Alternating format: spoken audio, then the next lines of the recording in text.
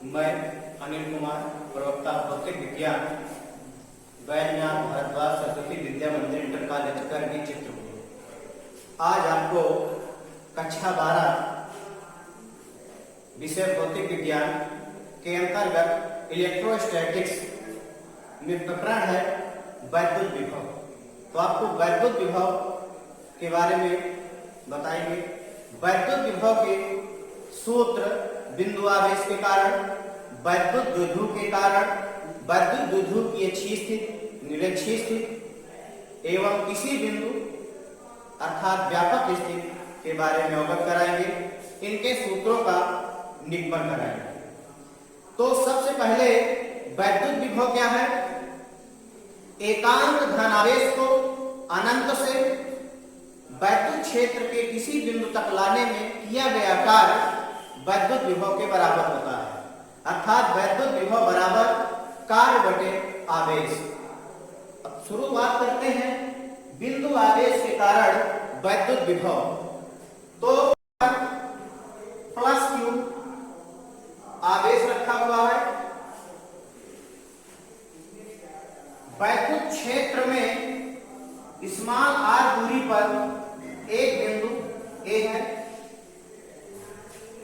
ए के सीध में एक बिंदु बी लेते हैं, जहां पर परीक्षण आवेश प्लस क्यू नॉट रखा हुआ है। दोनों स्थिर बिंदु आवेश हैं, अतः कूलाम के नियम से प्रतिकर्षण बल कार्य करेगा।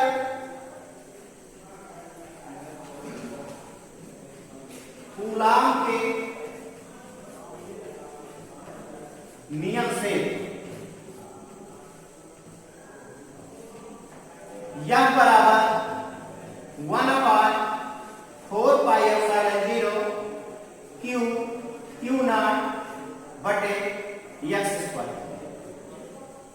एक्स स्क्वायर क्यों रखा? क्योंकि ओ से बी के बीच की जो दूरी है स्मॉल एक्स मान लेते हैं। और एक चीज, एक बिंदु पर और ध्यान देते हैं कि ये जो हमारा स्थिर बिंदु आवेश ओ बिंदु पर रखा है, ये वायु या निर्वात पर है। अगर किसी माध्यम पर लेते हैं तो माध्यम का परावैद्युतांक के ε0 के साथ गुणा करते हैं। तो वायु या निर्वात में लेने से एक फायदा यह होता है कि के को बार बार नहीं लिखना पड़ता और लास्ट में रख देते हैं। अब देखिए इस परीक्षण आवेश को वैद्युत बल के विपरीत दिशा में अत्यंत सूक्ष्म दूरी ds तक लाते हैं, बी से सी बिंदु तक लाते हैं। तो वैद्युत बल के विपरीत दिशा में लाने में कृत कार्य बी से सी तक वैद्युत बल के विपरीत दिशा में लाने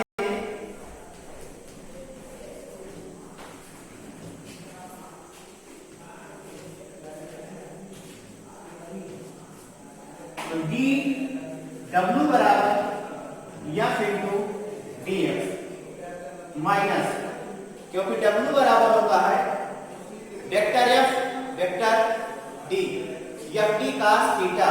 थीटा की जगह यहाँ 180 अंश वैद्युत बल के विपरीत है। कास 180 अंश का मान होता है -a, इसलिए यहाँ पर माइनस लगा दिया गया है। अब यह का मान रख देंगे तो डी डब्ल्यू बराबर -1/4πε0 क्यू नॉट बटे एक्स स्क्वायर dx। अब इसी परीक्षण आवेश को अनंत से ए बिंदु तक लाने में कृत कार्य, परीक्षण आवेश को अनंत से ए बिंदु तक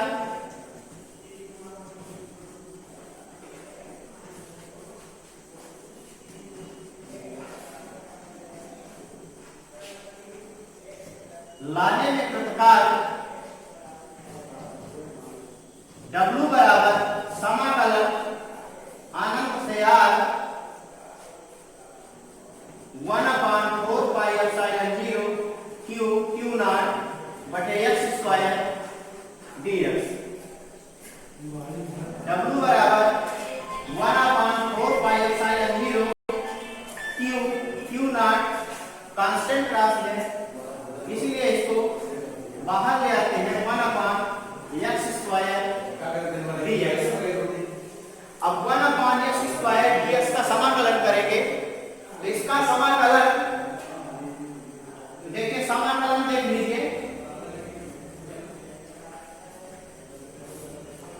1/x² dx बराबर x⁻² dx। समाकलन में क्या होता है, सूत्र होता है x⁻n dx बराबर x⁻n+1/n+1। इस सूत्र का प्रयोग करके समाकलन करेंगे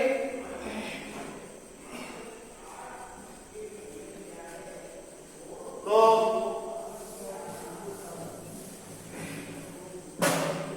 इसका समाकलन जो है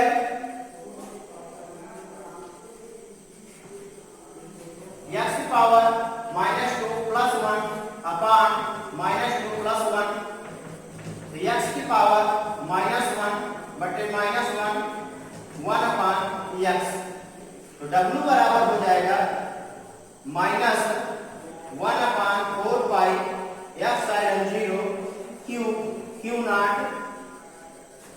-1/x, लिमिट है अनंत से r। अब लिमिट रख देंगे तो 1/4 pi epsilon 0 q not -1/r -1/अनंत। 1/अनंत का मान 0 हो जाएगा। W बराबर 1/4 pi epsilon 0 q not 1/r।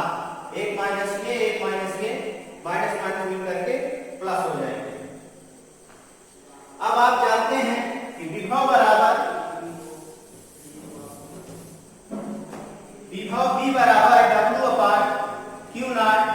W का मान रख देंगे 1/4 pi epsilon 0 q नॉट बटे r बटे q नॉट। q नॉट से q नॉट कट जाएगा। V बराबर 1/4 pi epsilon 0 q बटे r। ये जो है वायु या निर्वात पर स्थित बिंदु आवेश के कारण वैद्युत विभव का सूत्र हो गया। इसका मात्रक वोल्ट होता है। यदि आपका बिंदु आवेश वायु या निर्वात में स्थित न होकर किसी माध्यम पर स्थित है जिसका परावर्तन k है, तब V बराबर हो जाएगा 1/4 pi epsilon 0 k q/r। k का epsilon 0 के साथ गुणा हो जाएगा। अगली हेडिंग है वैद्युत द्विध्रुव के कारण वैद्युत विभव। वैद्युत द्विध्रुव के कारण वैद्युत विभव। तो देखिए वैद्युत द्विध्रुव क्या होता है, ऐसा निकाय जिसके दो आवेश परिमाण में समान हो परंतु प्रकृति में विपरीत हो और अल्प दूरी पर स्थिर हो, तो ऐसे निकाय को वैद्युत द्विध्रुव कहते हैं।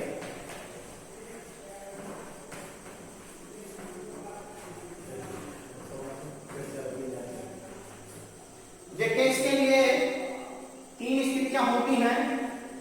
नंबर 1 अच्छी स्थिति।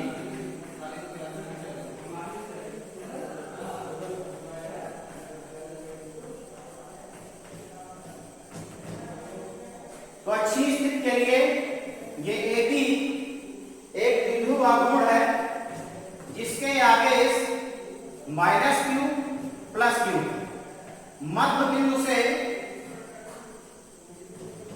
r दूरी पर एक बिंदु P है, मध्य बिंदु को ले लेते हैं जहां पर आपको वैद्युत विभव ज्ञात करना है। इस द्विध्रुव को भी वायु या निर्वात पर स्थित मान लेते हैं। तो P P बिंदु पर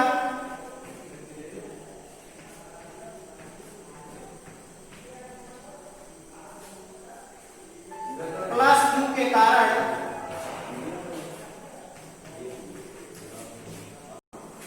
वैद्युत विभव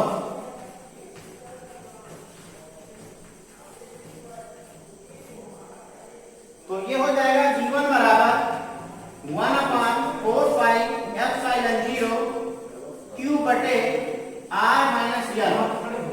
R माइनस L क्यों कर दिया गया? क्योंकि यहां से O से P की दूरी स्मॉल r है और O से D की दूरी L है। हमें इस दूरी की जरूरत है P की, तो R माइनस L हो जाएगा।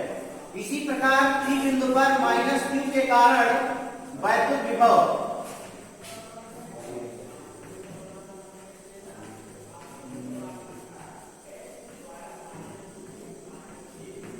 तो B2 बराबर 1/4πε0 minus Q R plus L। तो R प्लस L के बारे में समझ गए होंगे। O से P की दूरी है स्मॉल r है, A से O तक की दूरी L है, तो R प्लस L हो जाएगा। पुनः P बिंदु पर परिणामी वैद्युत विभव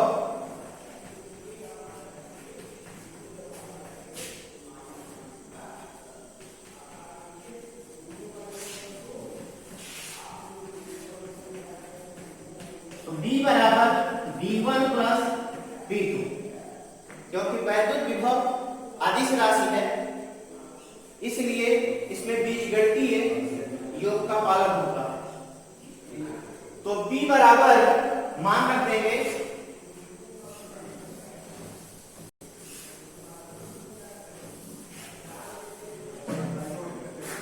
B बराबर 1/4πε0 Q R minus L minus 1/4πε0 Q R plus L। B बराबर B1 प्लस B2। तो देखिए हम माइनस क्यों आ गया? क्योंकि Q जो है माइनस करता, वही चिन्ह जो है आगे आ गया। अब जो है इसमें कॉमन ले लेंगे तो 1/4πε0 Q कॉमन हो जाएगा, यहाँ बचेगा 1/r minus L 1/r plus L। तो 1/4πε0 Q, इसको इसका एलसीएम लेंगे तो r minus L r plus L, यहाँ पर आ जाएगा r प्लस L, यहाँ हो जाएगा r माइनस L। हम इसको सॉल्व कर लेंगे तो 1/4πε0 Q R plus L minus R plus L R minus L R plus L, plus minus के R जो कैंसिल हो गए। तो अब ये क्या बचा? B बराबर 1/4πε0 Q गुणे 2L, ये जुड़ जाएगा और नीचे हो जाएगा R square minus L square. एक कोष्टक में A धन एक कोष्टक में A ऋण, तो R square minus L square. तो B बराबर 1/4πε0 P अपान R स्क्वायर L स्क्वायर। यहाँ P क्या आ गया? वैद्युत द्विध्रुव आघूर्ण। वैद्युत द्विध्रुव आघूर्ण क्या है? एक बार उसको भी पुराने वीडियो में आपको हम बता चुके हैं। वैद्युत द्विध्रुव का एक आवेश तथा उनके बीच की अल्प दूरी को वैद्युत द्विध्रुव आघूर्ण कहते हैं। इसे स्मॉल p से प्रदर्शित करते हैं। तो यहाँ पर जो Q गुणे 2L आया है उसकी जगह स्मॉल p रख दिया गया। अब जो है R स्क्वायर L स्क्वायर से बहुत बड़ा आता है, L स्क्वायर यहाँ पर नगण्य, इसको जो है छोड़ देंगे, उपेक्षणीय है। तो B बराबर 1/4πε0 P अपान R स्क्वायर, ये आपका वैद्युत द्विध्रुव के कारण अच्छी स्थिति में वैद्युत विभव का सूत्र आ गया। अगर इसमें भी जो आपका वैद्युत द्विध्रुव किसी माध्यम पर स्थित है जिसका परावर्तकांक k है, तब यही सूत्र बन जाएगा 1/4 pi epsilon 0 k p upon r square, जहां k जो है माध्यम का परावर्तकांक है। अब इसकी जो दूसरी हेडिंग है निरक्षीय स्थिति, ये अच्छी स्थिति हो गई। पहला बिंदु आवेश के कारण वैद्युत विभव, फिर वैद्युत ध्रुव की अच्छी स्थिति। अब दूसरी स्थिति है निरक्षीय स्थिति।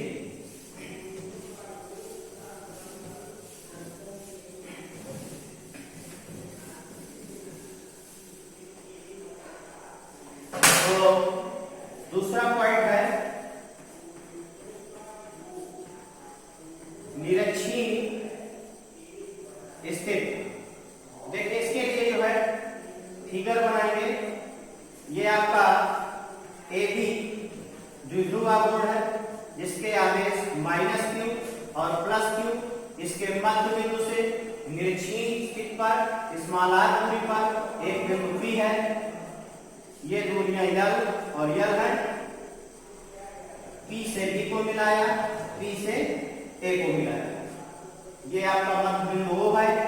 ये भी वैद्युत द्विध्रुव वायु के निर्वात पर स्थित है। अब जो है हम जब -q के कारण वैद्युत द्विध्रुव निकालेंगे वैद्युत विभव, तो हमें एक ही दूरी की जरूरत पड़ेगी। जब प्लस के कारण जो है वैद्युत विभव निकालेंगे तो हमें b की दूरी की जरूरत पड़ेगी। तो पहले दूरियों को निकाल लेते हैं। तो पाइथागोरस से AB का मान r square plus L square, इधर भी जो BP का मान r square plus L square. चलिए शुरू करते हैं। P बिंदु पर प्लस Q आवेश के कारण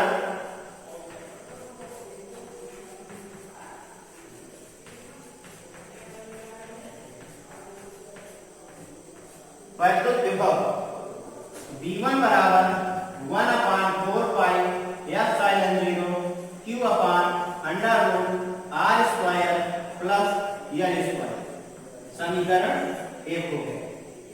इसी प्रकार -q के कारण वैद्युत विभव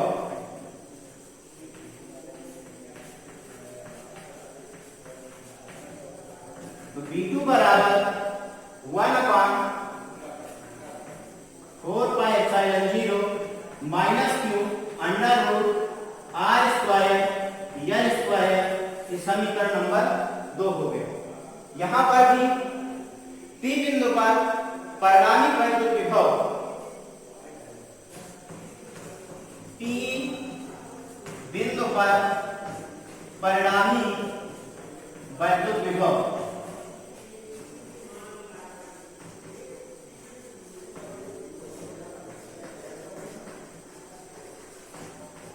तो V बराबर V1 प्लस V।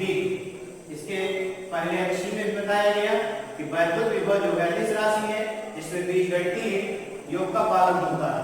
तो B का मान रख देंगे 1/4 pi epsilon 0 Q upon under root r square plus L square minus 1/4 pi epsilon 0 Q upon under root r square plus L square. अब ये समान राशि में प्लस माइनस भी है, कैंसिल हो जाएगी, मान आ जाएगा 0। अर्थात जो है वैद्युत द्विध्रुव के कारण निरक्षीय स्थिति पर वैद्युत विभव का मान 0 होता है। अब इसकी जो लास्ट स्थिति है व्यापक स्थिति के नाम से जानी जाती है। वैद्युत द्विध्रुव के कारण किसी बिंदु पर वैद्युत विभव, तो वह स्थिति भी देख लेते हैं।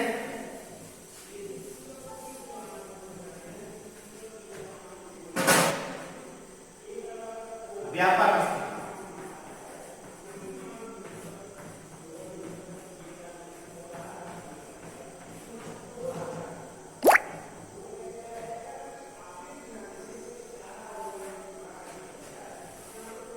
तो देखिए व्यापक स्थिति में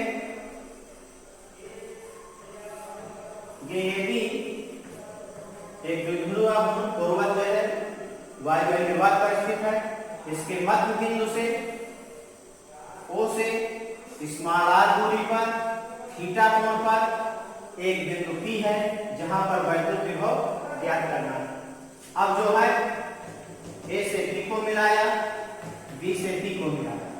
अब इसमें तो पाइथागोरस लग नहीं सकता, क्योंकि जब माइनस Q और प्लस Q के कारण विभव निकालेंगे तो आपको ये दूरी, जब माइनस Q के कारण निकालेंगे तो इस दूरी AP की आवश्यकता पड़ेगी, जब प्लस Q के कारण निकालेंगे तो आपको BP की आवश्यकता पड़ेगी।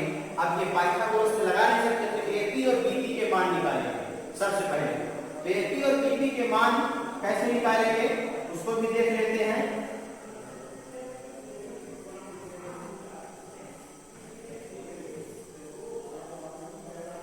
तो सबसे पहले ये OP रेखा या PO रेखा को आगे बढ़ाया और इसमें लंब डाला, B बिंदु से लंब डाला BC और A बिंदु से लंब डाला AB। ये लंब डाल दिया गया। ये कोण थीटा है, शीर्षा मुख कोण भी थीटा होगा। ये भुजा यल है, ये भुजा जो है यल है और ये चूंकि लंब है इसलिए कर्ण का काम करेगी या आधार का काम करेगी। तो ट्रिग्नोमेट्री में आप जानते हैं समकोण त्रिभुज में cos थीटा बराबर आधार बटे कर्ण। तो ये आपका आधार है, ये कर्ण है। इस भुजा का मान हो जाएगा यल cos थीटा। क्योंकि यहाँ पर जगह कम है, अगर यल cos थीटा लिख देंगे तो चित्र और संकीर्ण हो जाएगा। तो ये भुजा जो CO का मान है यल cos थीटा, उसी प्रकार OB का मान होगा यल cos थीटा।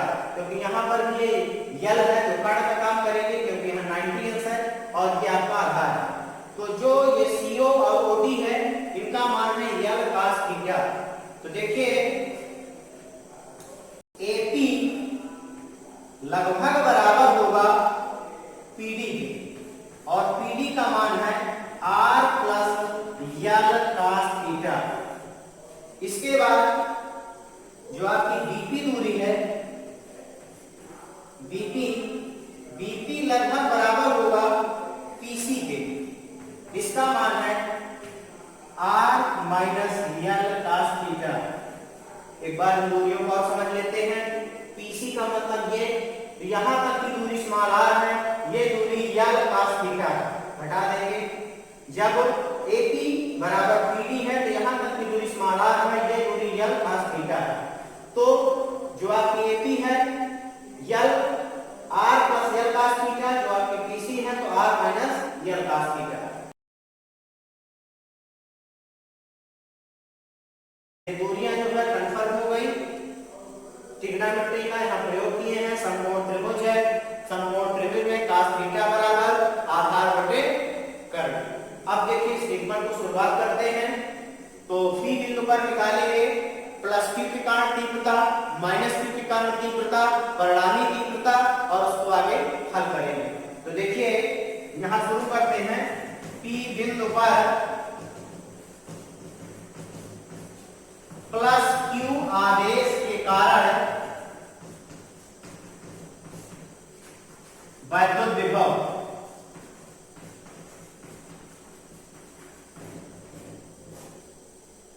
तो V1 बराबर 1/4 पाई एप्सिलॉन 0 Q अपान R माइनस यल cos थीटा, समीकरण 1। इसी प्रकार माइनस Q के कारण वैद्युत विभव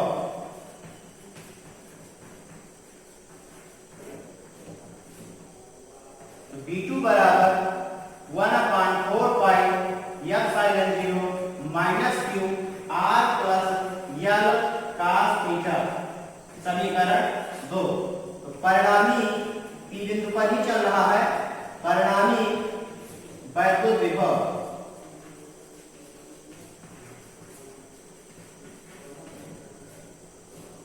तो V बराबर V1 प्लस V2। देखिए अभी एक शब्द आया वैद्युत क्षेत्र की तीव्रता। तो तीव्रता शब्द इसलिए आया क्योंकि वैद्युत द्विध्रुव घूर्ण के कारण वैद्युत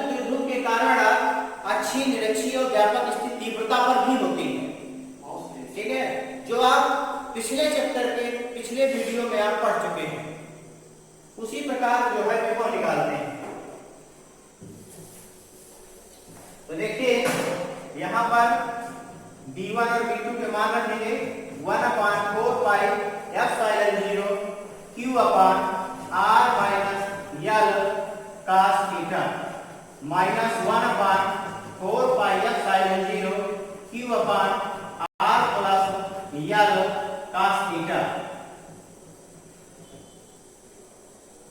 यहां b बराबर है b1 प्लस b2, यहां पर माइनस का आया, कैसे आया? क्योंकि ये q जो है ऋणात्मक था।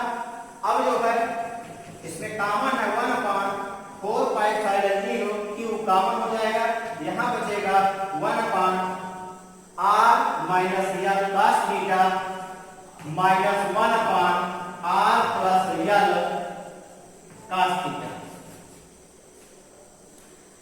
b बराबर 1/4 पाई एप्सिलॉन 0 q, एलसीएम ले लेंगे r माइनस यल cos theta upon r plus यल cos थीटा।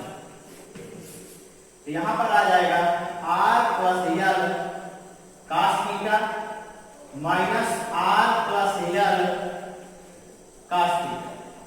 तो r जो है प्लस माइनस के कैंसिल हो गए, यहां ऋण चिन्ह था, तो जब ये पद ऊपर जाएगा तो माइनस r प्लस यल cos थीटा। अब देखिए इसको,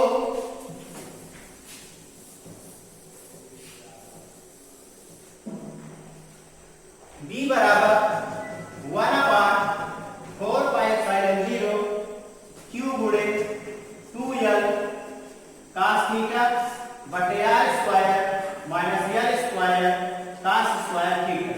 तो b बराबर 1/4 pi epsilon 0 p cos theta r square l square cos square theta.